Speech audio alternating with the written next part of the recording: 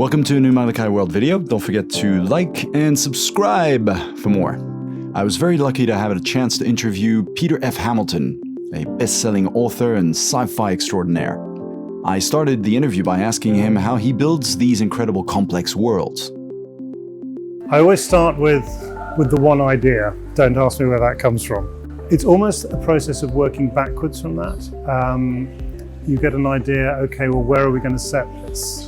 What kind of future are we going to set it in? How far in the future, basically? How advanced is the technology? Once you decide that level, if you have faster than light travel, then you have to have planets. Okay, well, which planets?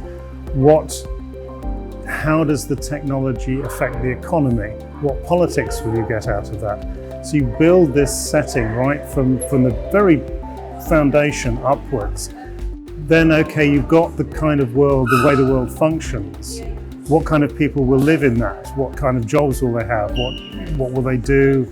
How will they react? Will they all be terribly well educated? Will they use machines to do everything for them?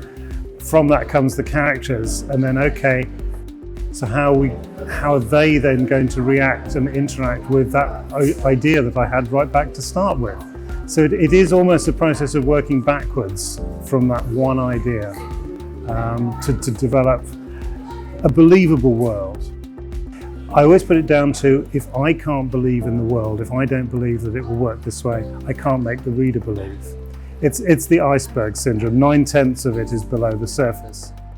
I don't necessarily write about every tiny little detail, but it's there in my head so that when I write about it, you have the confidence to believe that I have thought this through, this is how it will work if these factors come into play. Next, I asked him how he designs these great characters, rich and complex.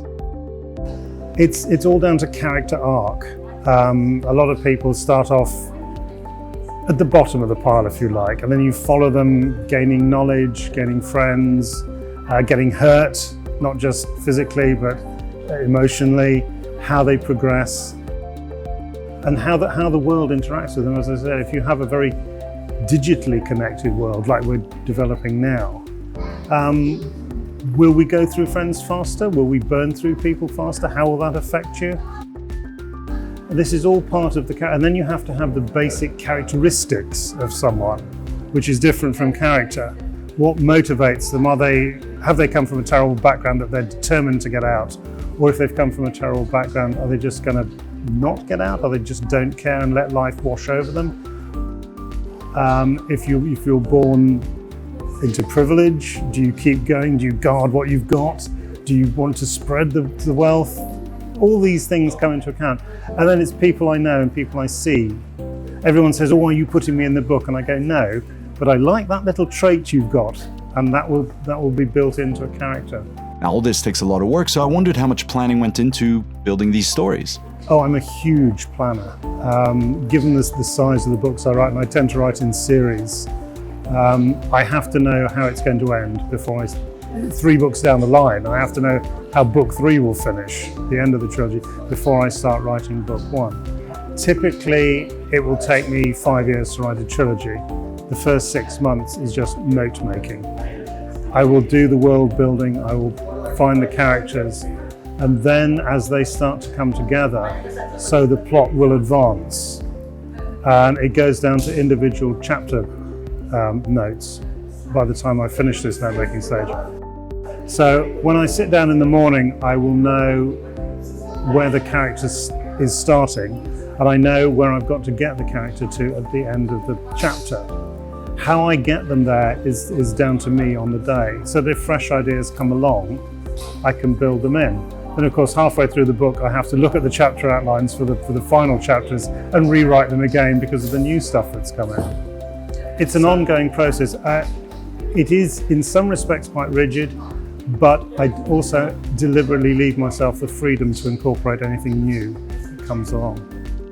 I cannot emphasize this enough. There is no correct way to write the story. This works for me because I write fairly long and complicated stories, trilogies, series. I know writers who will sit down with a perfectly blank screen or piece of paper and just start typing page 1, chapter 1. Now, I envy them and they envy me.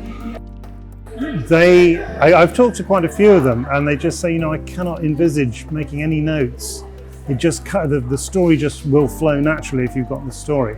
So do not worry if you can't make up enough notes to give you the confidence to start with. That might not be the way for you. There is no set way. It is whatever you work, whatever you develop, however comfortable you are. If you think you've got something, oh, that idea is great, I just need another idea to spark off it, to produce a longer story, to produce a novel, go that way. If you can't, but you love the scene you've come up with in your head, start writing it. See where it leads. There is no, I'm sorry, I'm not being specific here, but it's an art form, it's not a science. And with so much planning going on, I wondered if he made changes at any point in his writing. I've just actually delivered book 1 on this. And so I'm into the notes of writing book 2. And as always, I'm quite horrified by, I thought I got this done really well, but no, I haven't. And it comes out of what's happened in book 1. Some characters have traveled slightly different arcs to what I thought they were going to. And I've seen a gap that I've got, because I have to describe a city under siege for book 2. And I've realized that although there are notes for what happens in the city under siege, I haven't got a character that's going to live through this, because you always tell the story through character. So I'm in the middle of developing my new set of characters who will do the city under siege section. They will interact with the characters from book 1, but they're going to be totally new, because I hadn't quite thought that through. Like I say, it was there on the notes, but mistake, that actually having the character there. If I'm developing a new universe with, as I say, with fusion, I will read up as much as I can on that. And not just on the engineering, but also the consequences. Okay, how much will it actually cost to produce power with fusion generators? What will you use to store it? Are batteries going to be good enough? Do we need something new? It all knocks on. So I will concentrate on the main pieces, if you like, the main bits of the jigsaw of this world that I'm building. I will look into other little factors, but as I say, you cannot research everything. Keep the essentials knowledgeable. Keep them a basic understanding, a full understanding, and you can convey that to the reader without just deluging them in details. Don't go into too much detail. Just speak with confidence. And of course, I wanted to find out how he feels about collaborating with other people. I've done that a long time ago with a friend of mine, Graham Joyce. We both had short stories that didn't work. And we said, okay, we'll swap them round, put ego aside. Whatever you have to do, whatever you have to rip out of my story to make it work, go ahead, I won't shout at you. And it worked. There's a lot of collaborations in science fiction. And we always said, well, we'll do a novel together one day, and never happened. But I did enjoy the process. If you sat me down now and said, okay, did you write that line? Did you write that line? I wouldn't be able to tell you. Because they went back and forth. We wound up calling it ideas ping pong. Because this story, he corrected, refreshed my story, sent it back to me, and I thought, oh yes, that's good, but, so I polished it a bit more, sent it back to him. They went backwards and forwards about 5 or 6 times.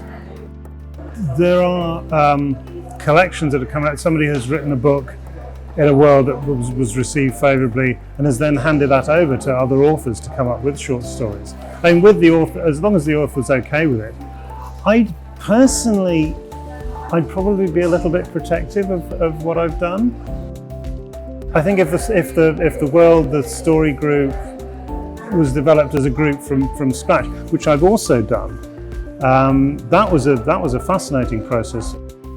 It was back in the 90s, I think. There was 6 of us, each writing a book in the same universe, and we sat down and had a fabulous lunch, and ideas flowed freely. We all contributed. We drew up a basic outline for the season, for the series, and it worked. And I haven't done that since. Again, lack of time. But these all ways of generating story, of generating characters and ideas, if they work, use them. I hope you had a good time. Visit Malakai.World for more videos and content for you to interact with.